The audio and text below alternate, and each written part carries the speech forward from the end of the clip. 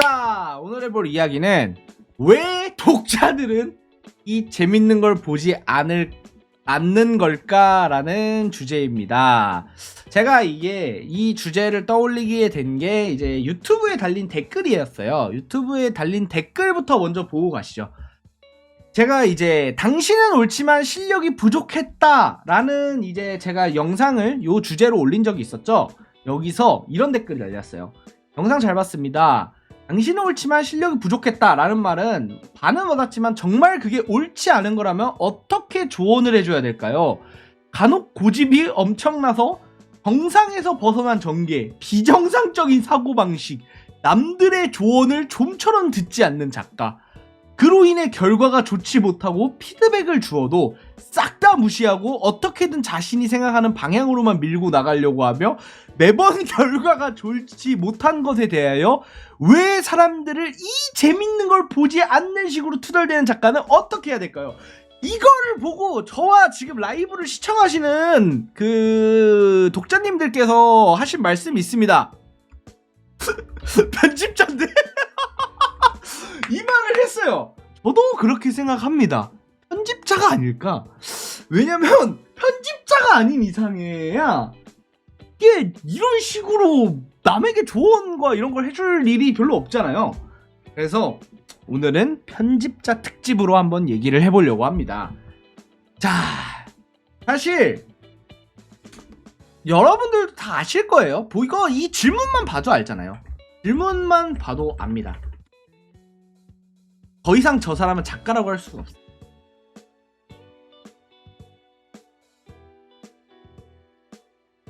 제가 저번에 언젠가 영상에서 한번 얘기를 한 적이 있어요. 뭐냐면 이런 말을 한 적이 있을 거예요. 피드백 신경 쓸 필요 없다. 그 피드백은 그러니까 주변인들의 피드백을 신경 쓸 필요 없다.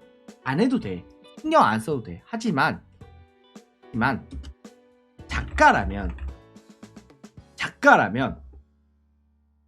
절대로 그 탓해서 안 되는 존재가 있어요. 독자죠. 우리가 다 알고 있죠. 제가 영상에서 몇 번 얘기한 적이 있을 거예요. 절대로 탓해서 안 되는 게 독자입니다. 그리고 독자의 피드백만큼은 들어야 합니다. 사실 독자의 피드백이라고 하면 좀 여러 개가 있을 거예요. 우리들이 좀 잘못 알고 있는 경우가 있습니다. 우리는 여기서 독자의 기준점을 좀 정해야 됩니다. 좀 독자로서의 기준, 우리가 말하는 독자는 사실 초반만 읽고 나간 사람은 당신의 독자가 아니에요. 당신의 독자가 아니에요. 이게 당신의 소설을 끝 봐주면서 따라오고 있는 사람 있잖아요. 이분이 독자예요. 왜냐면 그래가지고 제가 이거예요. 초반 댓글 피드백은 신경 쓰지 않아도 된다. 다만 최신화 댓글은 웬만하면 확인해라. 확인하는 게 좋다. 뭐 이런 게 있어요. 사실 그리고 뭐 피드백 확인 안 해도 됩니다. 결국에는 이제 뭐 피드백을 받아서 좋아질 게 아니라면 뭐 굳이 신경 안 써도 돼요. 댓글 안 봐도 돼요. 다만 절대 독자 탓은 하면 안 돼요. 그러니까 이 재밌는 글을 왜 인정을 안 해주지라뇨. 그런 말은 없습니다. 이게 재미가 없기 때문이에요. 당연하지만 내가 보기엔 나만 보기에 재밌는 거죠. 그런데 이런 현상이 일어나게 되는 이유에 대해서는 좀 더 있습니다. 좀 알 것 같긴 해요. 그러니까 뭐냐면 이런 말이 나오는 이유. 그러니까 작가 입에서 입에서 이런 말이 나오게 되는 이유가 있거든요. 뭐냐면 이게 흔히 작가들이 하는 착각 중에서 제일 큰 것 중에 하나가 이겁니다. 이게 작가는 독자에게 자기와 동등한 값에 이해를 바래요. 이게 어떤 건지 아세요? 그러니까 야, 이 정도는 알지? 야, 다 썼잖아. 알지? 뭔 느낌인지 알잖아. 이거 알잖아. 어떤 재미인지 알잖아. 이거를 이해를 바래요. 왜냐면 작가 머릿속에는 이게 있어요. 이게 작가 머릿속에는 있거든. 그래서 이 머릿속에 있는 내용으로 보면 충분히 재밌는 거야. 하지만 이걸 텍스트로 옮겼을 때는 전혀 다른 얘기가 되고, 머릿속에 있는 얘기를 텍스트로 옮겼을 때 한 번 달라지고, 그리고 이걸 누군가가 읽었을 때 또 달라집니다. 신기하죠? 같은 글을 써도 이 읽는 사람, 독자에 따라서 이걸 받아들이는 게 다르게 받아들여요. 그래가지고 결국에 뭐 사실 이 앞에 나왔던 요런 질문들 있잖아요. 요거는 옳지 않은 거라면 어떻게 조언을 해줘야 되죠? 이거는 사실 조언을 할 필요가 없다는 게 정답이긴 해요. 봐봐요. 그러니까 제가 보기에는 이거 편집자분이시거나 아니면 적어도 그에 준하는 포지션에 있으신 분인 것 같은데, 여기에 대해서 이 결과는 작가가 받아들여야 돼요. 그러니까 뭐냐면 작가가 저 결과를 받아들이지 못하면 결국에는 도태됩니다. 이게 되게 그리고 중요한 건데, 사실 원래 이런 말들이 나오는 이유가 있습니다. 그러니까 작가라는 직업 자체가 사실 자기 방어가 굉장히 강해요.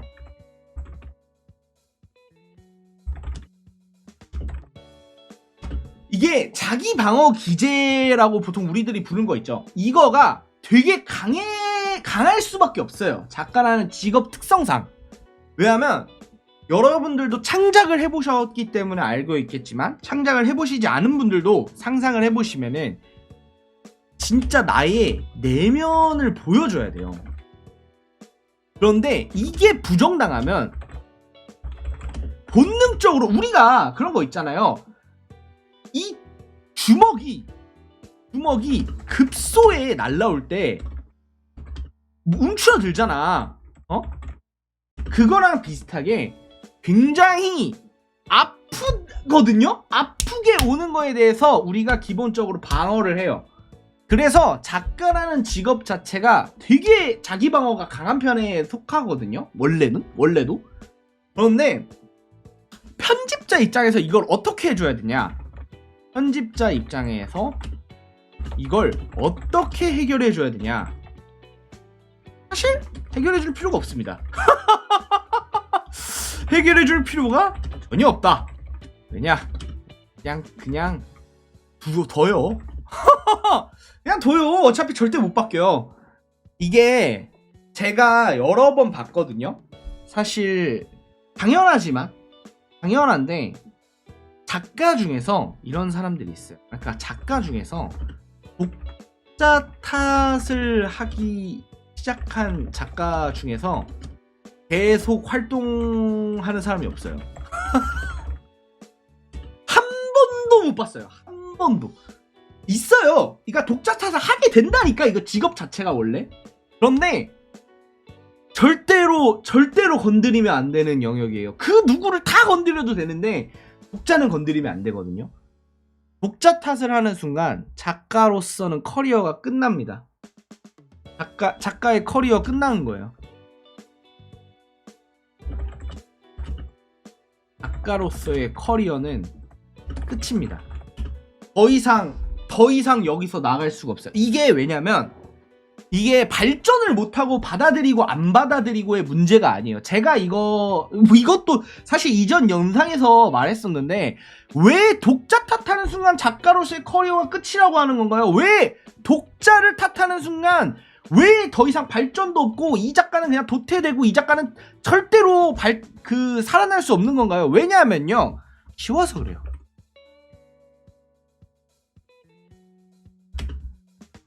쉬워서 그렇습니다. 이게 어떤 말인지 아시겠어요?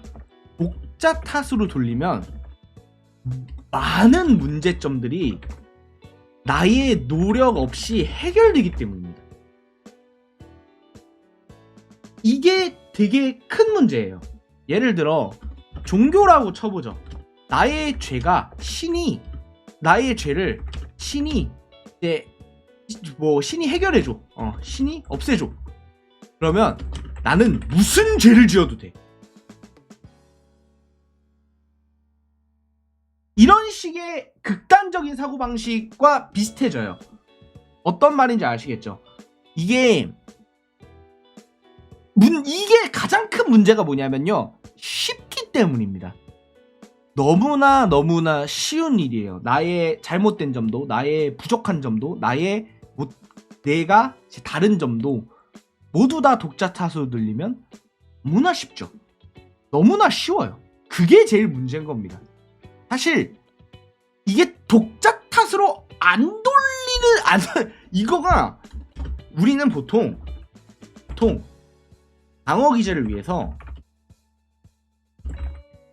나에게 닿지 않는 거대한 무언가를 향해 책임을 전가할 때가 많아요. 자, 뭐냐면 독자 내지는 플랫폼 내지는 좀 더 크게 갔을까? 정부, 세상 이런 거야. 뭔지 아시겠죠? 내가 도저히 손을 쓸 수 없는 뭔가, 거대한 뭔가에 대해서 우리의 탓을 돌려버리면, 나의 잘못을 돌려버리면 굉장히 쉬워져요. 근데 여기서 내가 보기엔 그나마 탓해도 되는 건 플랫폼이야. 얘네들은 좀 욕먹을 만해. 그나마 플랫폼은 플랫폼까지는 솔직히 욕먹을 짓 많이 하니까 많이 하잖아. 솔직히 욕먹을 짓 많이 하잖아. 그러니까 딱 플랫폼까지는 그럴 수 있었다고 쳐. 그런데 독자 탓은 하면 안 돼. 정부 탓해도 돼. 야, 정부 탓. 요즘 1번이니 2번이니 파란색이니 해도 돼. 이렇게 세상 탓 다 어째도 해도 돼. 절대 독자를 탓하지 마세요. 독자들은 당신에 있어서 가장 중요한, 뭐냐면 이게 없으면 너는 아무것도 아닌 거예요. 절대로. 그렇기 때문에 왜 이렇게, 사실 당신의 글은 재밌을 수 있어요. 적어도 당신한텐 재밌겠지. 너한텐 재밌을 수 있는 글이어도 다른 누군가가 그걸 재미없다고 하면은 재미없는 겁니다. 나한테 아름다워 보여도 모든 사람들이 추악하다고 말하면은 사실 그거는 추악한 거죠. 아니, 실제로 아름다울 수도 있지. 하지만 어쨌든 중요한 건 이겁니다. 뭐냐면 우리는 이야기를 하는 사람이에요. 듣는 사람을 탓하게 되고 듣는 사람을 좀 그쪽에다가 그걸 바라게 되면은 굉장히 힘들어진다. 사실 그리고 요 주제로 나왔지만 이거는, 이런 거에 대해서는 우리가 이런 거죠. 이게 뚝심 있게 간다와 고집이 세다는 건 동의 장 차이잖아요. 사실 아다르고 어다르는 거야. 뭐냐면 결과가 좋으면 뚝심 있는 거고요. 뚝심 있는 거고, 결과가 나쁘면 고집이 센 거야. 여러분, 인정할 거 인정합시다. 솔직하게 말하면 이거야. 결과가 좋으면 뚝심 있는 거야. 결과가 나쁘면 고집이 센 거야. 그런데 고집이 세도 좋아. 결과가 나빠도 좋아. 하지만 그 나쁜 나쁜 결과를 독자로 탓하지 말라고요. 그렇게 되면은 너무너무 많은 것들이 편해지고 너무너무 많은 것들이 쉬워집니다. 그렇기 때문에 우리는 고민을 하지 않게 될 겁니다. 계속 고민하고 써야 돼요. 계속 힘들어도 고민하고 써야 됩니다. 내가 잘못됐다는 거를 내가 받아들일 수 있을 때까지 내가 부딪혀 봐야 되는 거예요. 자, 그렇기 때문에 좀 더 마음을 유하게 먹고 글을 쓰자 라는 거 알려드리면서 이상 여기까지 이야기 마치겠습니다. 감사합니다.